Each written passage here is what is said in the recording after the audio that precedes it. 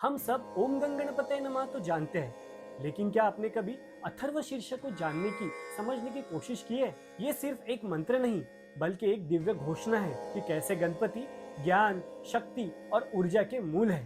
तो आज हम बात करेंगे इस स्तोत्र के अर्थ, महत्व और रिलेवेंस के बारे में, आसान और आज की भाषा में।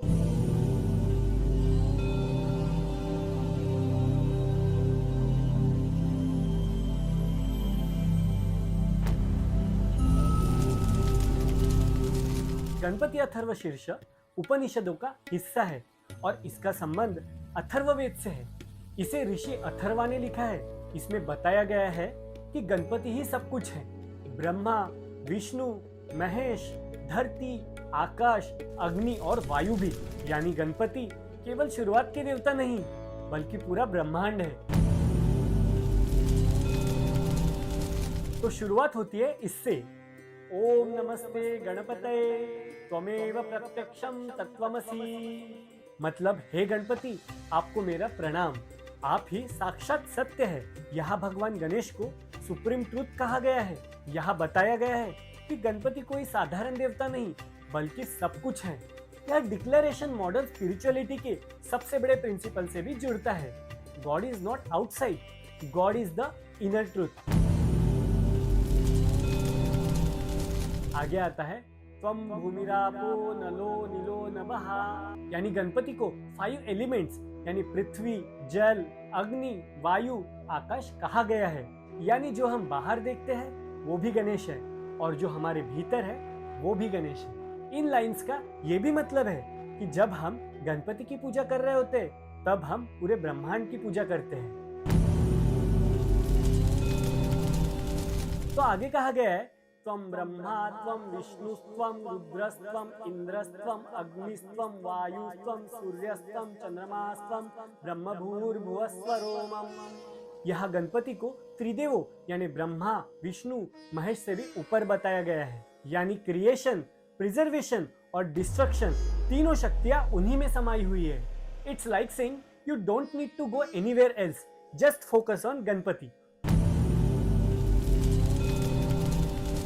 त्वम ओमकार यानी गणपति को ओम कहा गया है। ओम यानी कॉस्मिक वाइब्रेशन, जिससे सारा ब्रह्मांड बना है। आज के जमाने में जहाँ पे मेडिटेशन और साउंड हीलिंग की बात होती है, गणपति अथर्व शीर्ष का यह पार्ट बताता है कि God is not in a statue but in the sound that created the cosmos. ज्ञानमयो विज्ञानमयोसी, यानी आप ज्ञान भी है और विज्ञान भी।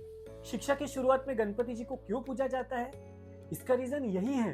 गणपति आपके जीवन से सिर्फ बाधाएं नहीं हटाते, बल्कि सही निर्णय लेने की बुद्धि भी देते हैं। हम सिर्फ परीक्षा के पहले गणपति जी की पूजा नहीं करते, बल्कि हम उन्हें अपने मन की स्पष्टता के लिए याद करते हैं। इस स्तोत्र में कई बार आता है कि रक्ष रक्ष गणपतये नमः। इसका मतलब है कि हे गणपति, मेरी रक्षा करो। लेकिन यह रक्षा सिर्फ बॉडी की नहीं, तो माइंड, एनर्जी, थॉट सब की बात हो रही है। इस स्तोत्र का पाठ हमें अंदर से मजबूत बनाता है और इसीलिए इसे सुबह की पूजा या फिर किसी नए काम की शुरुआत के पहले बोला जाता है।